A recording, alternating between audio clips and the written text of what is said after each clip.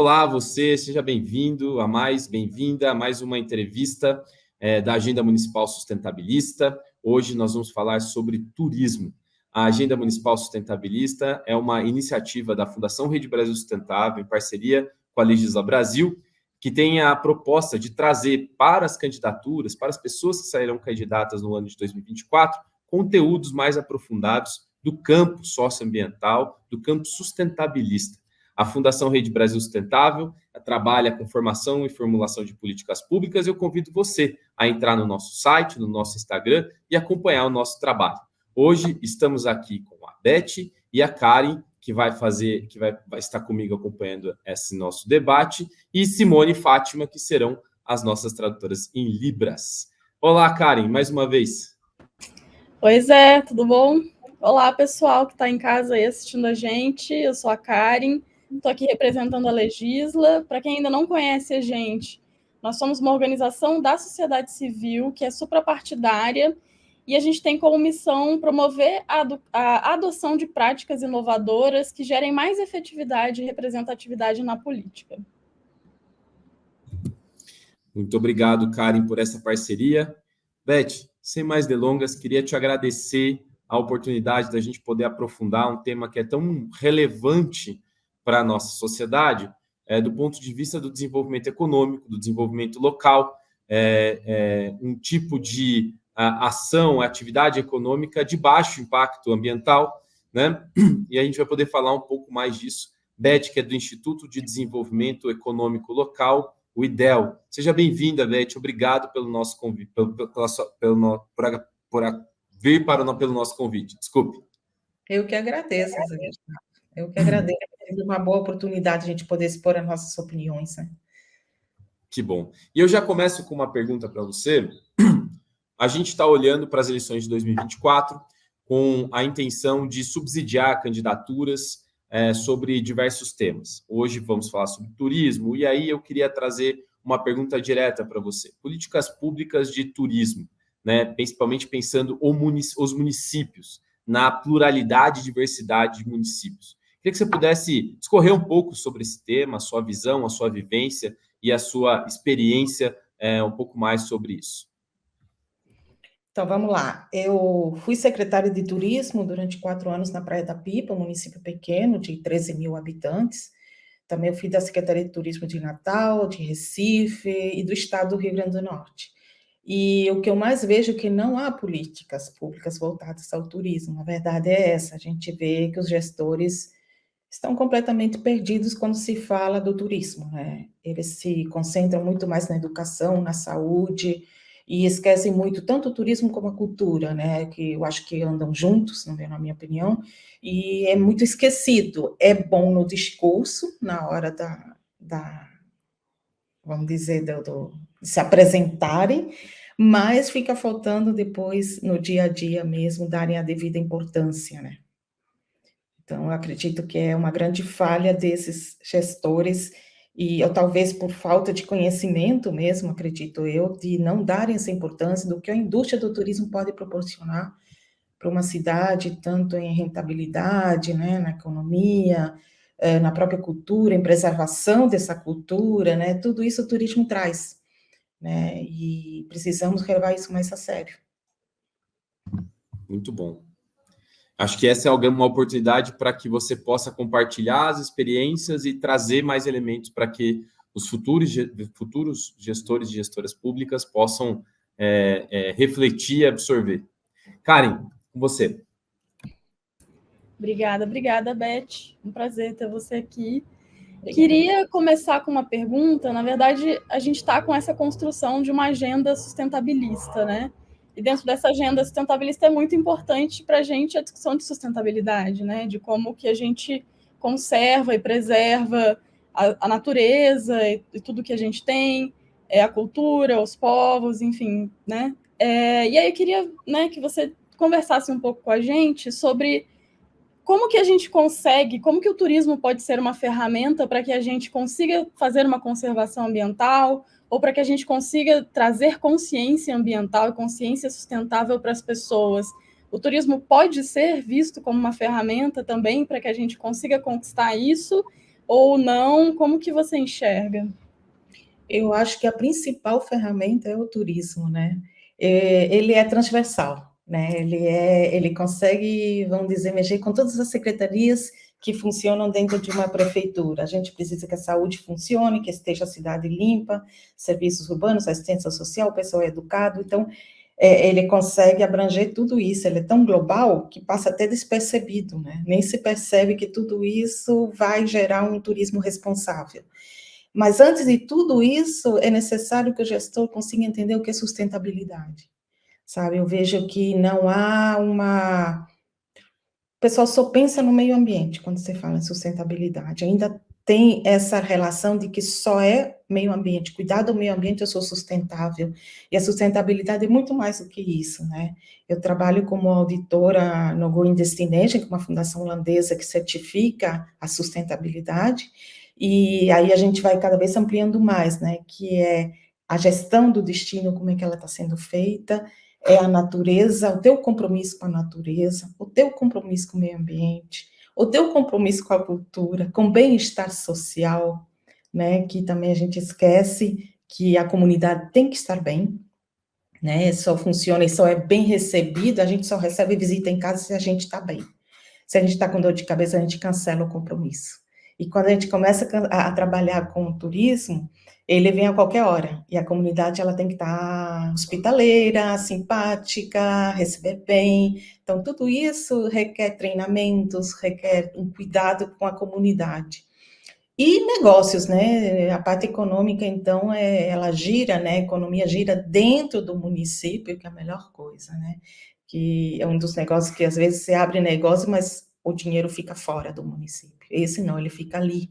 Então, acho que ele consegue gerar tudo isso, entender que sustentabilidade é tudo isso, né? Não só cuidar da calçada, da rua, da gestão de resíduos, da poluição sonora, né? Que também o turismo às vezes traz. Então, é um turismo responsável, entender bem o que é um turismo responsável, entender quem a gente quer naquele destino, na minha cidade, quem eu quero que ele visite. A gente tem que escolher a nossa visita, não é a visita que escolhe a nossa casa. A gente tem que saber onde está o nosso público-alvo e ir atrás dele. Eu acredito nisso, eu defendo isso no dia a dia, né? Então, acho que é isso, principalmente. Então, para a gente criar uma agenda, como vocês estão falando, é entender bem o que é sustentabilidade. Acho que é por aí. Ô, Beth, uma pergunta, assim, da sua experiência, queria que você pudesse contar para nós, por exemplo, preparar a cidade e a comunidade para receber, né? Você foi secretária numa cidade, uma cidade que é turística, né? Então, queria que você pudesse falar um pouco mais sobre essas políticas públicas de preparação para receber o turismo. Acho que a cidade, temos que trabalhar com a comunidade, né? A comunidade, primeiro, uma gestão participativa.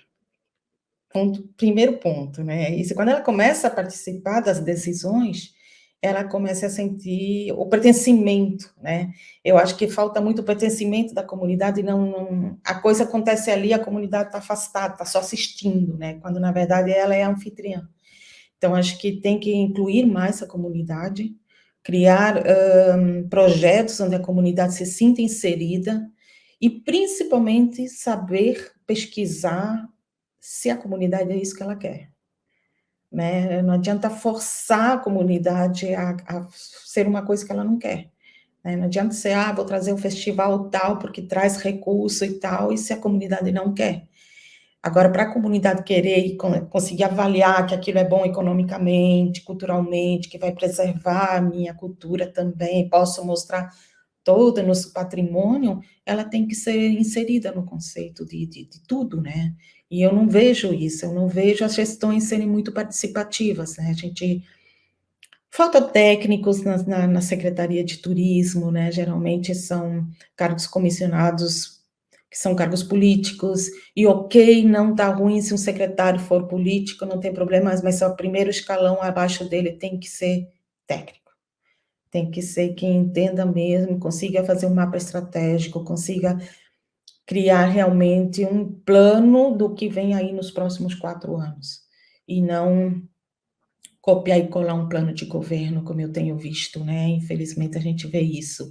Eu cheguei já, acreditem, a ver plano de governo falando que ia criar um aeroporto onde seria inviável.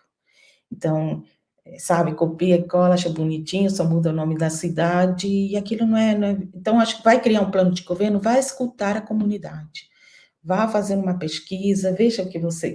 Não é só agradar um ou outro que vai votar em mim, mas também as necessidades reais, né? Reais, não só asfaltar a rua do meu amigo, né? Estou sendo bem dura, mas acho que é isso a realidade do interior do Brasil.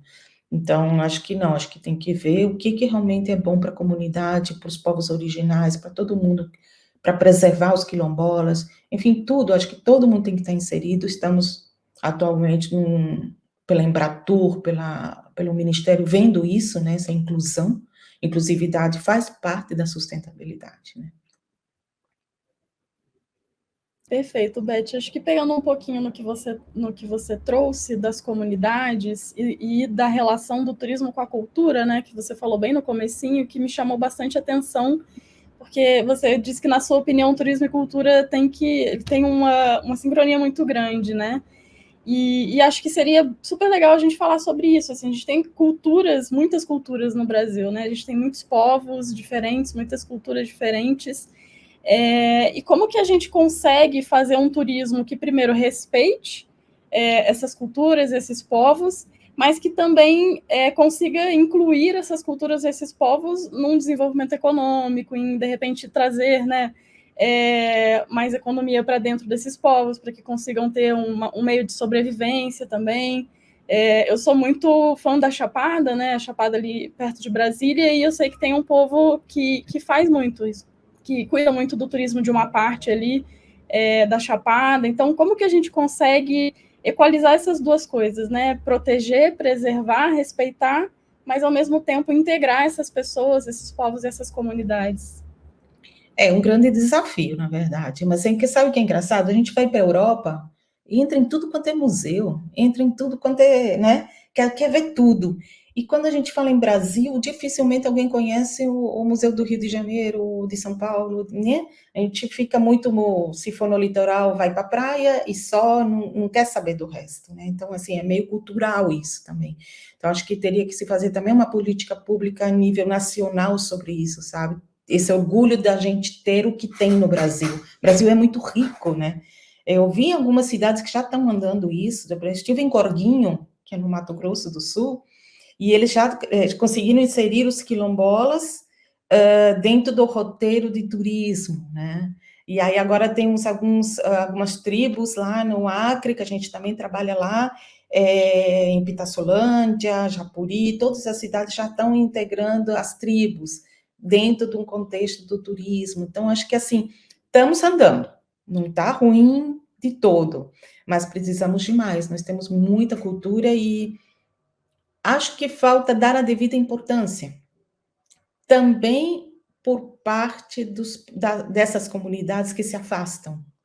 Elas, acho que é por falta de pertencimento também, um pouco acanhados por não ter voz, mas acho que a voz está chegando, está se dando um alto-falante aí para eles agora, eu acho que é a vez deles, está se falando muito em Amazônia, está se falando muito em Chapada, está se falando muito em Bonito, lá em, né, Pantanal, então acho que a vez é deles agora, acho que a gente começar realmente a dar o devido valor.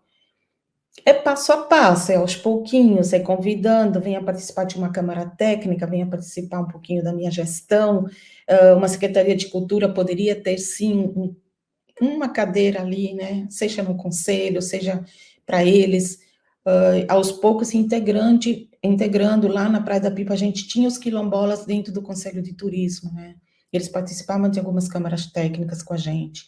Então, acho que é dar espaço ao artista local, sabe, nos eventos que a gente faz. Vem um festival de fora, ok. Vem a Ivete cantar?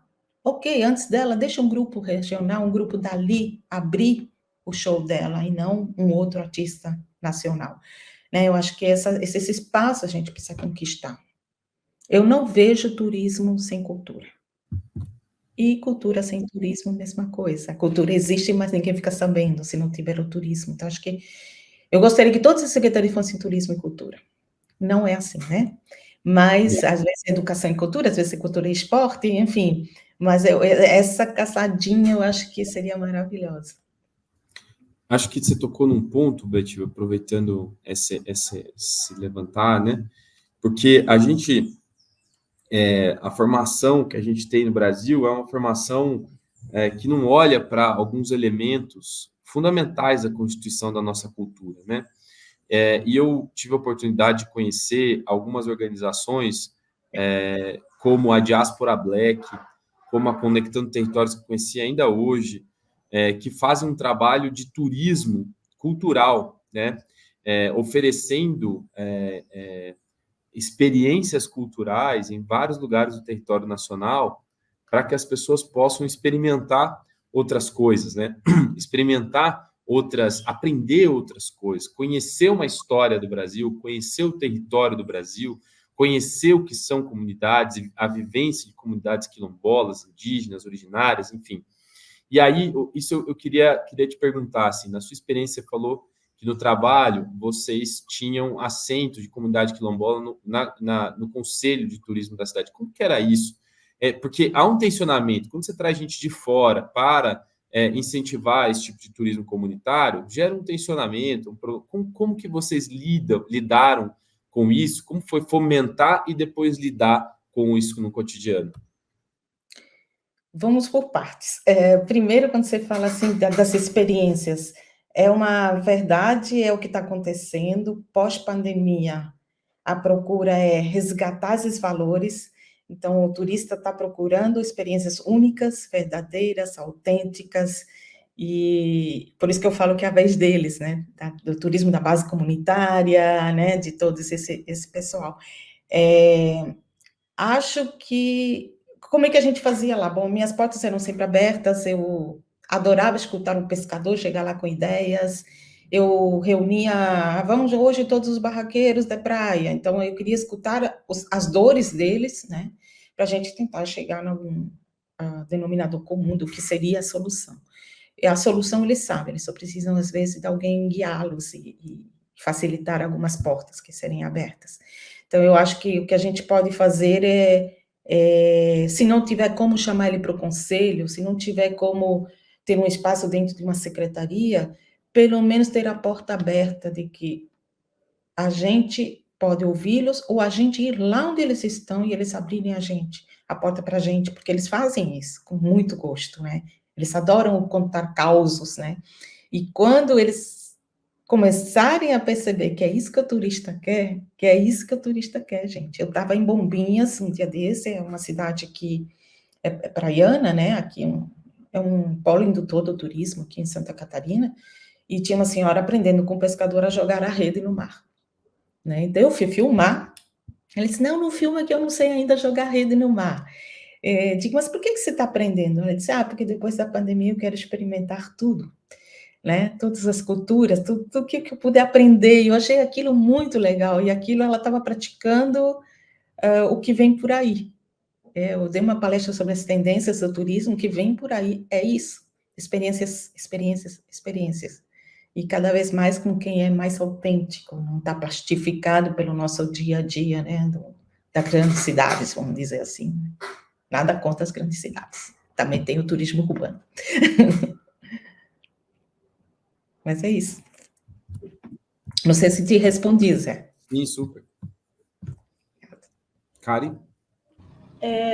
Muito, muito legal, assim. Tem um outro grande desafio, assim, que a gente vê no turismo, que além da preservação desses povos e o respeito aos povos e comunidades locais, é esse desafio de preservar a natureza, né? Principalmente quando é esse turismo que é mais dentro da natureza, cachoeira, praia, é preservar esses ambientes, assim, né? Eu sou de uma região ali de Resende, no Rio de Janeiro, que tem Penedo, tem todo um complexo de cachoeiras e parques ali naturais que são lindos.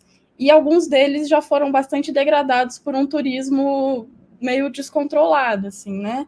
Então, acho que queria ouvir um pouco de você, como que a gente protege a natureza, né, do número de pessoas, né, que às vezes ou são muitas pessoas e o lugar não comporta, ou, né, são lugares que realmente não dá, assim, para abrir para o público. Então, como que a gente protege a natureza, né? Como que a gente deixa esses espaços públicos que as pessoas, né, querem ver, querem visitar, mas, ao mesmo tempo, protege para que isso não degrade o ambiente?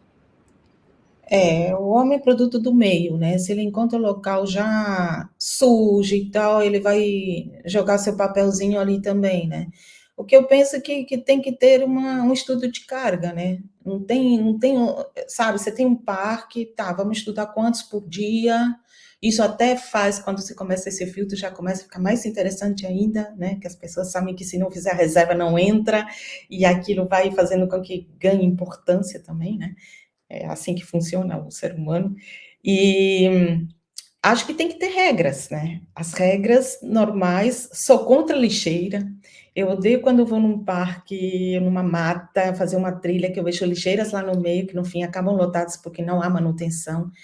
Não é para ter lixeira porque não é para se jogar lixo. O lixo é para ir no bolso da gente, na mochila da gente, voltar para casa e a gente joga no lugar certo. Então, tem que ter regras, se possível, tem que ter alguém lá dando uma palestrinha no começo, como a gente quando vai para Noronha, que tem aquela palestra para poder depois entrar na ilha, vamos dizer assim. Parece exagero, mas como é que funciona tanto em Noronha, né? Ou em grandes parques, temos lindos parques que tudo funciona, porque tem regras, né?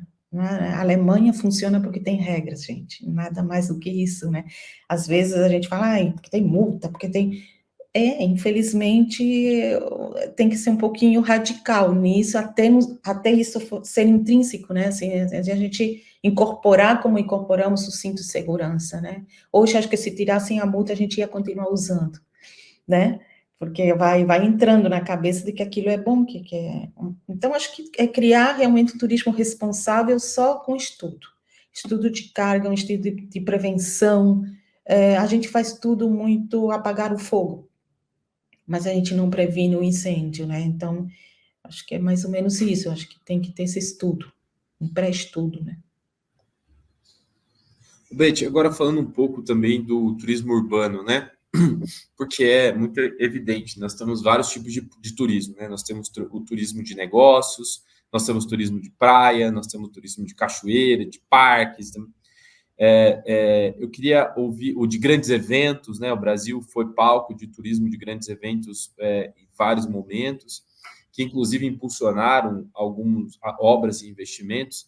Eu queria que você falasse um pouco sobre o turismo urbano, porque você disse uma coisa muito interessante, que muitas vezes as pessoas não têm nem visibilidade do que tem para fazer.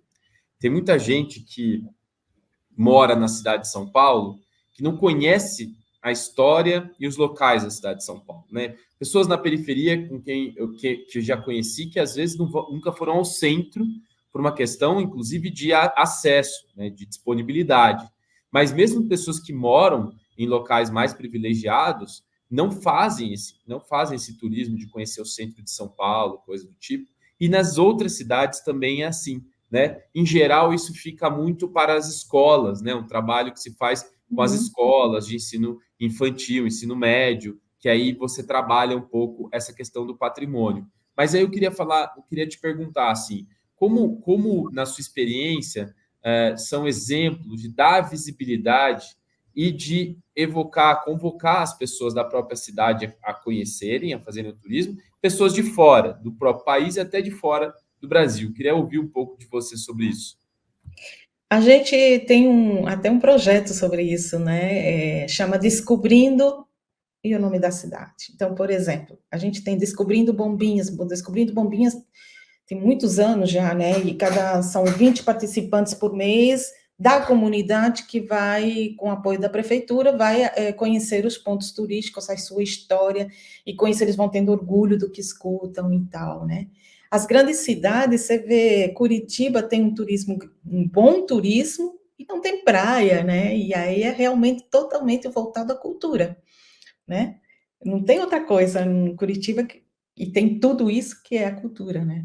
Então, acho que eu sempre falo assim, todos os destinos têm como explorar, no bom sentido, o turismo.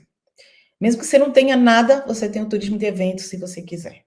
Basta criar os eventos, né? Eu costumo usar muito o exemplo de Gramado, né? Gramado é linda, mas Canela também é, né? E aí você vê tudo ao redor ali da serra, são lindas.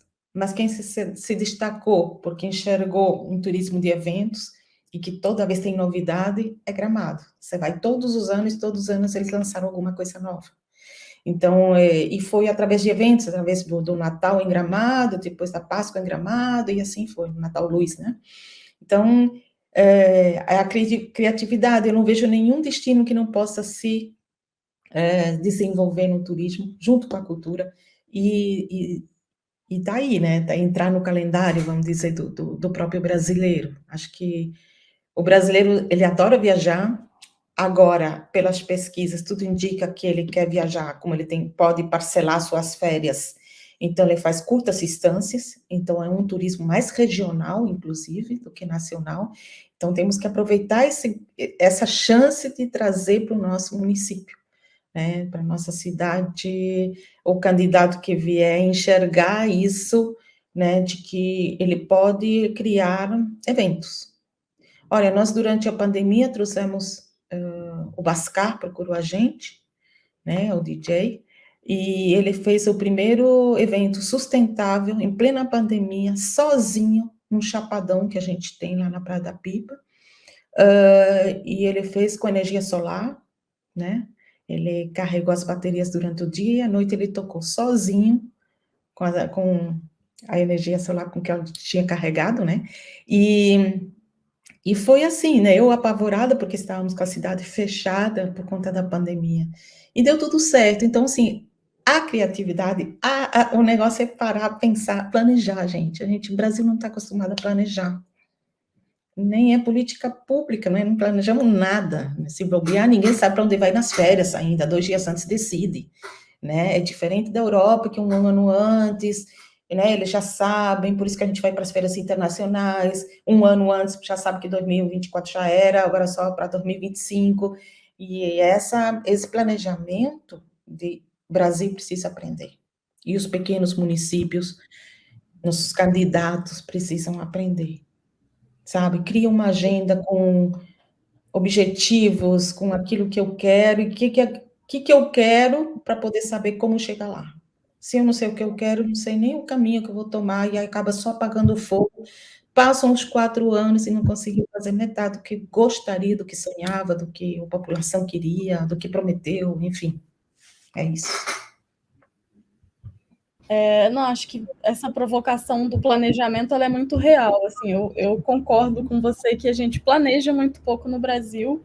E quando a gente pensa no turismo de cidades, né, o turismo urbano, o planejamento é fundamental, porque você precisa do transporte, né, as pessoas precisam conseguir se movimentar para fazer o turismo, as pessoas precisam conseguir comer, se tiver algum problema, a pessoa precisa ser atendida. Você citou o caso de Curitiba, e acho que Curitiba é um bom exemplo, assim, né? O transporte de Curitiba é absurdamente organizado, assim, eu nunca vi nada igual. Você entra nos tubos, você pega qualquer ônibus, você paga uma passagem só. Eu acho isso muito legal, assim, isso realmente facilita muito o turismo. E aí eu queria ouvir um pouco de você, né, do ponto de vista da pessoa que é gestora pública, né? E está trabalhando com turismo, ela depende de todas as outras áreas, né? Você falou isso um pouco no começo da conversa, o turismo depende de absolutamente tudo, educação, transporte, saúde, alimentação, absolutamente tudo. Como que esse gestor pode lidar com isso, né? Uma vez que você senta ali na cadeira, que você é um técnico ou um secretário, está pensando no turismo e você depende de todo o resto, como que lida com isso? Como que dialoga com essas outras áreas para que consiga fluir esse trabalho? E quando eu falo de gestão compartilhada, não é só do prefeito, é da gente como secretário, né? A gente tem que chamar o colega, sabe? Eu acho que é o diálogo, né? Aquela coisa de você chegar para os serviços urbanos e falar assim, amigo, eu preciso da cidade limpa, né? O que precisa, o que está faltando, você precisa que a gente faça um mutirão de limpeza, você precisa, o que a gente pode fazer para ajudar o parceiro, né? Estamos todos no mesmo barco, né? Se afundar, afundam todos, né? Então, acho que para manter o navio aí certinho, o prefeito é o comandante, mas quem trabalha duro ali são os marinheiros, que somos nós, né? Então, assim, acho que, por isso que eu falo, é importante que o diálogo, né? Assim, Às vezes, um secretário está numa dificuldade, e eu já vi secretarias trabalhando nos mesmos projetos sem saber que uma estava trabalhando a mesma coisa da outra, por falta de diálogo entre as secretarias. Eu vi isso em Natal, eu vi isso em Recife, eu vi isso em todo canto que eu passei, eu tinha essa de, mas eu também estou trabalhando nisso, quer dizer, faltou diálogo, né?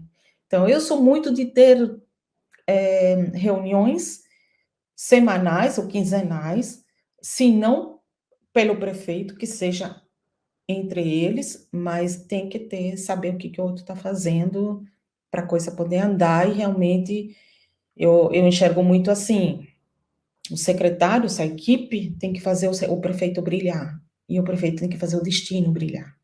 Então, um depende do brilho do outro, né? Então, eu acho que é o diálogo, gente, não tem outra, a gestão compartilhada mesmo. Ô, Beth, nesse sentido, queria muito que você falasse um pouco sobre mecanismos de governança do turismo, né? Porque você falou do Conselho do Turismo, mas eu não sei, eu sinceramente não sei se todas as cidades têm, se é obrigatório ter. Qual é essa governança do setor de turismo, para que a gente possa falar mais para as pessoas que estão assistindo a gente? Então, no turismo, para você estar no mapa do turismo do Ministério do Turismo, é obrigatório você ter uma secretaria, um órgão de turismo, uma diretoria, e ter o Conselho de Turismo atuante, né? Um dos grandes critérios. E com essa obrigação, então, muitos começaram a formar esse conselho. Mas o mais importante do que ter o conselho é eles entenderem o que é ser um conselheiro, né? Muitos vão na reunião e tem cada 2 meses uma reunião e se apresenta aquilo que a prefeitura está fazendo e só. Então, não é um conselho participativo, né? Então, eu acho que tem que ser um conselho deliberativo, né, que tenha uma taxa de turismo, para ele poder também poder ter projetos e poder financiar esses projetos. Uma coisa que eu sinto falta nos conselhos, uma cadeira para a academia é muito esquecida e é muito rica, e pode nos ajudar muito numa gestão, né? Não só em fazer inventário, que eu vejo que só correm para essa universidade quando querem fazer algum inventário turístico, mas é muito mais, tem muitos projetos dos alunos lá, maravilhosos, que fica lá. Eu brigo muito com a academia, eu brigava na época que eu era secretária, porque eles ficam muito aquém, nem a gente procura, nem ele nos procura, e fica por isso mesmo, né? Então, acho que tem que trazer a academia mais perto, acho que funciona. E os conselhos terem treinamento, saber o que é ser conselheiro, saber o que o conselho quer, qual é a missão de um conselho. Eu treino conselhos, acho que já treinei muitos conselhos. Estou indo semana que vem para o Acre, que é Rio Branco agora, para o Conselho de Turismo do Acre, vai ser também treinado, para entender o poder que um conselho tem. Mas fora o conselho, também tem que se criar associações. Quando vinha, por exemplo, um pescador, outro pescador, opa, está na hora de criar uma associação de pescadores para falar só com um que os represente, porque senão não dá tempo de escutar todos, né? E acabam não sendo ouvidos. Então, assim, acho que criar associações, cooperativas, uma associação de artesãos, uma associação, sabe? Vai 2, 3, 4, o prefeito vê isso, amigo, cria uma associação, a gente vai lhe dar uma força, pode dar um treinamento, e aí ganha força, eles ganham força, ganham voz dentro da prefeitura, né, da gestão. Então, acho que é por aí, criar associações, cooperativas, eu acho que todos têm interesse. Eu saí de lá com associações de barracas de praia, de cada praia tinha a sua associação, a Associação Preserve Pipa, que englobou todos os restaurantes, todos os hoteleiros, tiveram total apoio da Secretaria de Turismo, né? Hoje ele é um case de sucesso.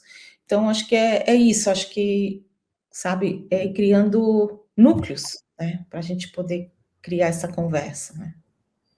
O Beth, você falou uma coisa muito interessante, assim, que, você falou os conselheiros não sabem a força que o conselho tem. Qual é a força que o conselho tem? Conta pra gente aqui, conta esse elemento que você deixou a gente curioso aqui. O conselho não só fiscaliza as políticas públicas do turismo. Todo mundo acha que só fiscalizar. Não, tem que participar. Então, acho que quando a gente faz um mapa estratégico do turismo, o conselho tem que estar lá. Ele que sabe as suas dores, suas necessidades, Então, o conselho ele tem que saber o que ele quer, como ele quer, quando ele quer e quem vai fazer. O prefeito só apoia.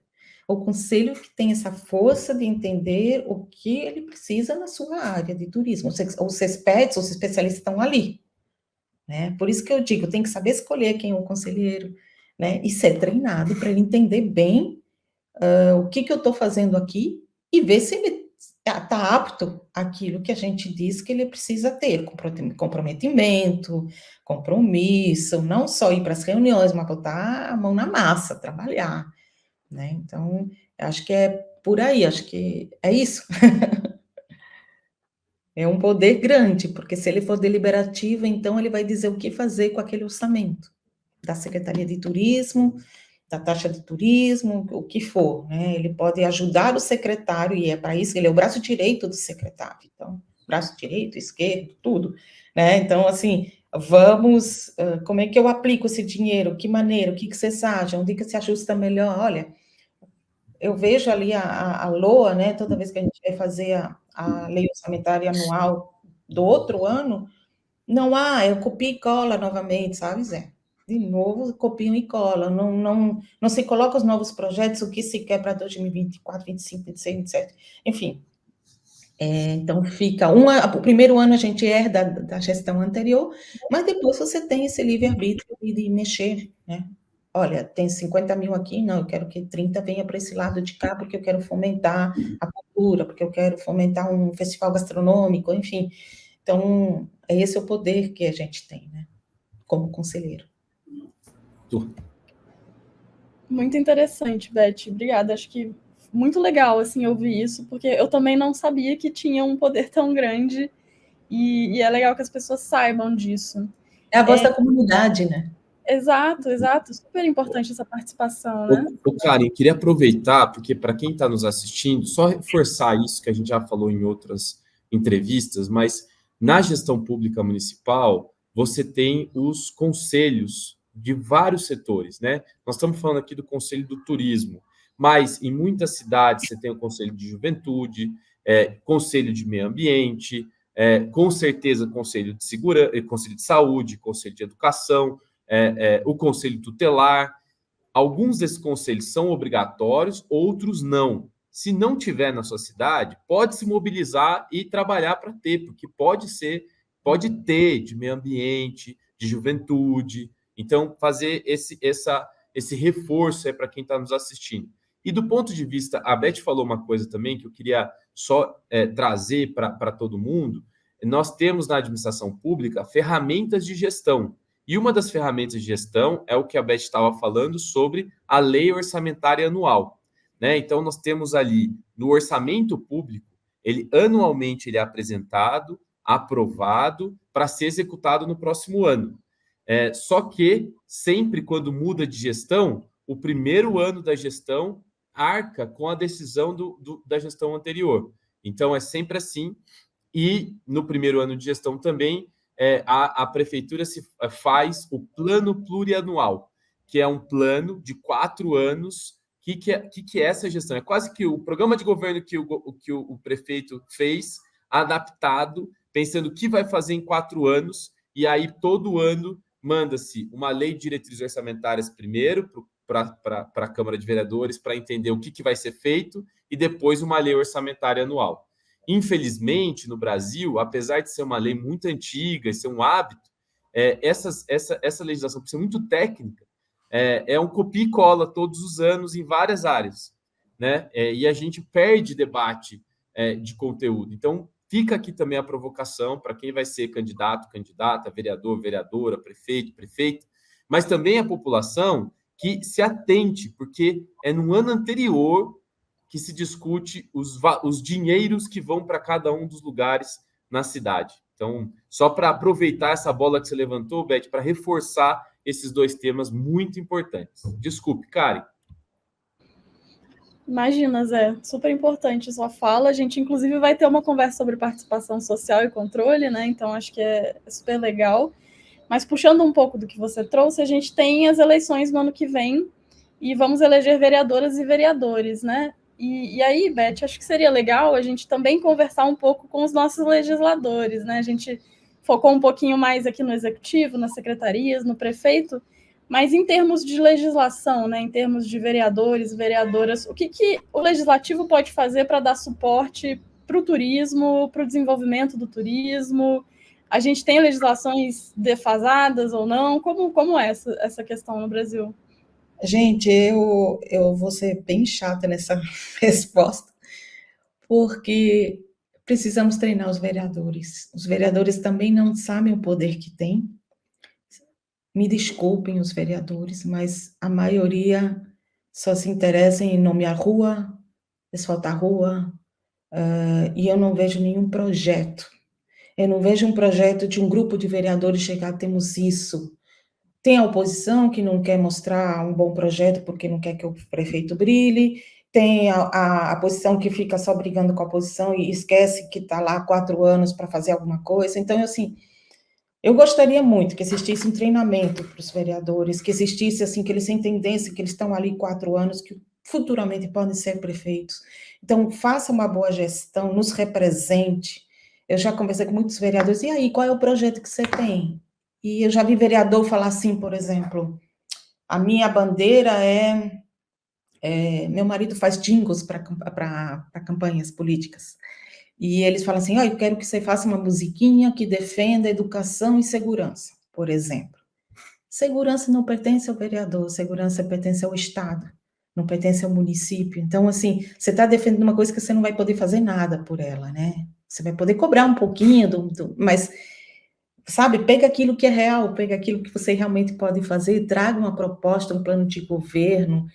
Para vereador, parece que não existe plano de governo, existe só o do prefeito. Não, eu acho que a casa dos vereadores, que é a nossa casa, né, que o legislativo nos representa, para brigar com o prefeito por aquilo que a gente quer, precisava ser levada mais a sério. Precisava ser mais políticas públicas, mais, novamente, escutar a população, ir atrás, sabe? Do jeito que eu acredito que os secretários têm que fazer isso, cada um na sua pasta, os vereadores têm que pegar globalmente, né? Porque eles trabalham em todas as áreas. E ver o que seria melhor. Né? Mas, novamente, está naquilo. Ouça, sabe? 2 ouvidos para ouvir. Sim, não, com certeza. E acho que essa provocação é super importante, assim, realmente existe muita confusão no Brasil sobre o que é competência de quem, né? E os vereadores são os que mais, talvez, ultrapassem essa linha, assim, nas campanhas. Mas pensando em turismo, o que um vereador poderia fazer? Assim, ele poderia legislar para proteger lugares turísticos da cidade? Você consegue pensar em alguns exemplos que já foram implementados em outras cidades, algumas referências que a gente poderia trazer para esses futuros candidatos e candidatas? Acho que ele pode politicamente ajudar bastante, abrir as portas com os parlamentares, que eles têm apoio, né? Eles pertencem a um partido, esse partido tem um parlamentar, um deputado, um representante em Brasília, trazer emendas parlamentares dentro daquilo que o turismo precisa daquela cidade. Eu acho que eles são uma ponte curta para a gente poder chegar em Brasília, para a gente poder chegar onde tem o dinheiro para os nossos projetos. Então, acho que é isso, é por isso que eu digo, acho que eles têm que. Eu acho que nos 4 anos que eu passei, talvez eu tenha sido a única que sentou com todos os vereadores, sabe? Porque eu queria que eles me ouvissem para eles brigarem por mim em Brasília, né? Eles têm o deputado estadual que representa, né? Eles lá e tal, e o federal. Então, acho que é isso, acho que novamente é sentar com cada gestor e eles entenderam que a gente precisa deles, né? Não estamos separados, a Câmara dos Vereadores trabalha sozinho, não. Ou faz só audiência pública. Audiência pública, não, as pessoas que deveriam ir não vão, quando vai deixar se decidiu aí quer reclamar fora de hora, que já foi, a tua chance era para ter ido na audiência pública e não foi. Então, acho que então, o dia a dia mesmo, sabe? No fim, tudo se resume a uma gestão compartilhada de todos, né? Para ter sucesso. Né? Acho que é isso. Muito bom, Beth. A gente tem aqui esse trabalho, acho muito bacana essa provocação que você traz, né? Porque o Brasil, ele é muito grande, né? Ele é muito grande. Nós temos 5.570 municípios, 89% deles têm menos de 50 mil habitantes, 94% deles têm menos de 100 mil habitantes. Né? Nós temos por volta de 58 a 59 mil vereadores e vereadoras espalhadas por esse Brasil. São muitas vagas possíveis e a gente tem estimulado muito que as pessoas ocupem esses espaços para serem agentes de transformação da sua comunidade, trazendo as mais variadas pautas. E aqui a gente tem defendido que o turismo é um mecanismo de desenvolvimento econômico local, de baixo impacto econômico, que é possível trazer, unir, né, respeito à natureza e, ao mesmo tempo, criar mecanismos de desenvolvimento econômico local, né? Acho que uma das coisas que a gente tem falado muito, né, o presidente Lula fala muito isso, né, da preservação da Amazônia, mas as pessoas que moram dentro da Amazônia, não adianta a gente falar da floresta em pé, devemos falar da floresta viva, porque as pessoas que estão nas florestas são as que protegem e a gente precisa pensar nesse mecanismo de desenvolvimento econômico. Então, eu queria muito te agradecer por ter feito esse debate com a gente, dizer que a Fundação está de portas abertas e deixar esse espaço final para que você possa trazer uma palavra final aí para quem está nos ouvindo. Então, eu vou mais direto assim aos candidatos, sabe, aproveitar a chance, né, para levarem a sério o que é o turismo e o que é sustentabilidade, que dá para andar junto, tá? Não pense que turismo é turismo de massa, que polui, que acaba com o destino. Se ele for um turismo responsável, se ele for um turismo bem trabalhado, bem planejado, ele vai só gerar benefícios, tanto na economia como no desenvolvimento econômico. O turismo é uma indústria sem chaminé, como a gente chama, ele não polui, desde que tenha uma boa gestão de resíduos, desde que tenha seriedade, um bem-estar social, né? E o bem-estar social, eu digo, são todos, né? Todos, os quilombolas, os originais, o que nasceu, o nativo, como a gente chama, né? E aquele que optou por morar lá, porque às vezes a gente não nasce naquele local, mas a gente adotou aquele local e o filho, quando adota talvez até com mais carinho, né? Porque ele tem 5.570 municípios, escolheu aquele. Então, escute também quem vem de fora, porque às vezes existe também um pouquinho de preconceito, não nasceu aqui, não entende nada da cidade. Não é assim. O amor que a pessoa escolheu, por amor que acabou escolhendo, por uma boa oportunidade de negócios também. Então, é bom também ouvi-lo. Então, tente fazer uma gestão compartilhada, o turismo funciona assim, pelo fato dele ser transversal, e eu acredito que estamos muito no caminho certo, muito, acho que pela primeira vez eu vejo essa iniciativa de se fazer uma agenda, né, municipalista, eles precisam dessa ajuda, né, gente? Precisam de técnicos que entendam, que consigam mostrar por onde ir. Não esqueçam de ter técnicos também na equipe. Acho que é isso. E obrigada pela oportunidade, adoro conversar, se vocês me deixarem, eu fico até amanhã, né? Mas adoro o turismo, sou viciada, estou há 30 anos na área, então agradecer a oportunidade, pedir desculpa por ter trocado o horário, né? Mas obrigada mesmo pela oportunidade. É isso. Muito obrigado, Beth. Seja bem-vinda sempre. Karen, muito obrigado por mais essa entrevista. Obrigada, Zé, obrigada, Beth, obrigada, Fátima e Simone. Acho que foi um papo super legal, gente. Obrigada. Fátima e Simone, nossas intérpretes de Libras, sempre parceiras, muito obrigado. E a vocês que assistiram a gente, convido a que assistam as outras entrevistas, tragam aqui, ponham a sua opinião, se inscrevam no nosso canal no YouTube e vejam nossas redes sociais, no Instagram principalmente. Até a próxima. Até a próxima. Tchau, tchau.